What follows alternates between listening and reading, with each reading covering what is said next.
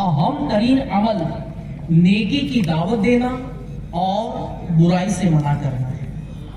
और प्यारे इस्लामी भाइयों, हमारे बुजुर्गान दीन, हमारे असलाफ, हमारे सहाबाए कराम, बल्कि खुद हमारे प्यारे आका सल्लल्लाहु अलैहि वसल्लम की प्यारी सीरत में ये बात नुमाया तौर पर नजर आती है कि आप हजरात ने नेकी की दावत को आम किया और लोगों को बुराइयों से मना करने की कोशिश की।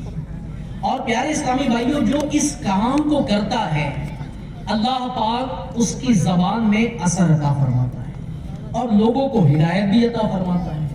इसी तरह का एक वाकया एक बुजुर्ग रहमतुल्लाहि तआला अलैह का कि ये कैसे नेकी की दावत को आम करते हैं और इनके दिल में नेकी की दावत को आम करने का जज्बा कैसा कूट कूट कर भरा हुआ था, सुनते हैं।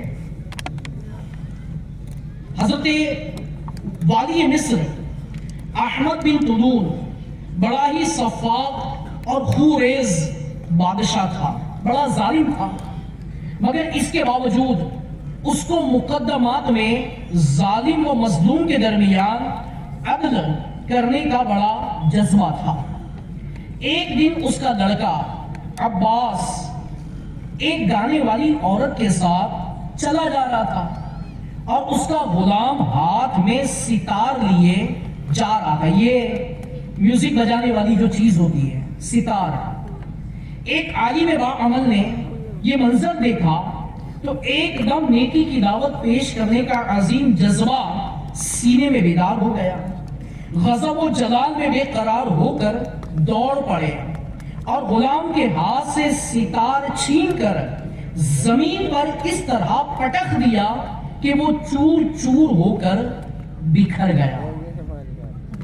अब्बास ने गजबनाक होकर अपने बाप अहमद बिन तुलून की कचहरी में उस हक्कानी आलिम रहमतुल्लाहि तआला अलैह पर मुकद्दमा दायर कर दिया। जब ये पैकरे इल्म अमल कचहरी में पहुंचा तो अहमद बिन तुलून ने सवाल किया, क्या वाकई तुमने सितार तोड़ा है? आप रहमतुल्लाहि तआला अलैह ने फरमाया, जी हाँ। अहमद बिन तुलून ने तेवर बदलकर बड़े गुस्से में पूछा, क्या तुम्हें इल्म था कि वो सितार किसका है? क्या तुम नहीं जानते थे कि वो किसका सितार है? आप रहमतुल्लाहि तआला अलैह ने फरमाया, जी हाँ, वो आप ही के फर्जंद अब्बास, आपके बेटे अब्बास का था। अहमद बिन तुलून ने पूछा, फिर भी तुमने मेरे एजाज का कुछ भी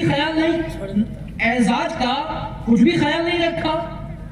आलिम साहिब ने निहायत ही बेखौफी के साथ जवाब दिया, आली जा, ये क्यों कर मुमकिन हो सकता है कि मैं एक गुनाह होते हुए देखूं और आपके एजाज के खौफ से खामोश रहूं, जबकि अल्लाह पाक का फरमाने आली शान है।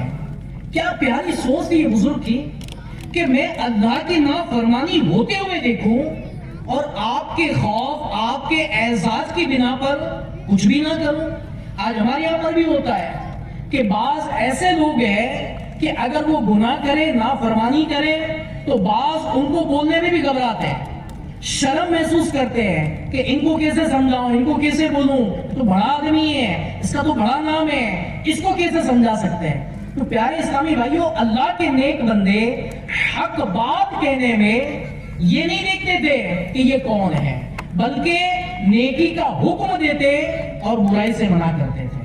आपने फरमाया, अल्लाह पाक कुरान पाक में इरशाद फरमाता है, तर्जमाए कंजुल ईमान, और मुसलमान मर्द और औरतें एक दूसरे के रफीक हैं, भलाई का हुक्म दे और बुराई से मना करे।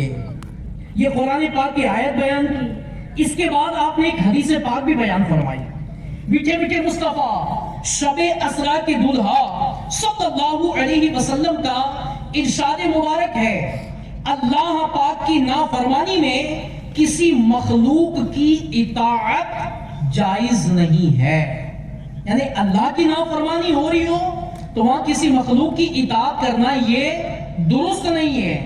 उस मुहतरम आलिम साहिब रहमतुल्लाहि तआला अलैह की ये हक नुमा तकरीर तासीर का तीर बनकर احمد بن طولون کے دل میں پیوست ہو گئی. ایک دم اس کا غصہ ٹھنڈا ہو گیا. اب اس نے یہ کہہ دیا کہ میں آپ کو مزاج بناتا ہوں, میں آپ کو مجاز بناتا ہوں کہ آپ رحمت اللہ تعالی علیہ پورے شہر میں جو بات بھی خلاف شرع دیکھے اس کو برباد اور تہس نہس کر دے. غیر حق کے سامنے مومن کا سر جھکتا نہیں. غیر حق کے سامنے مومن کا سر جھکتا نہیں. یہ وہ طوفان ہے پہاڑوں سے بھی جو رکتا نہیں. اے پیارے پیارے عاشقان رسول, آپ نے سنا کہ اللہ کے نیک بندوں کا انداز کہ اللہ کی نافرمانی ہو رہی ہے وہ خاموش نہیں بیٹھتے تھے. اور آج پیارے اسلامی بھائیوں, ہم اپنے بارے میں غور کریں. ہمارا انداز کیا ہے؟ ہماری نظروں کے سامنے, ہماری آنکھوں کے سامنے ہمارے پیارے پیارے اللہ, پیارے پیارے رب کی نافرمانی ہو رہی ہو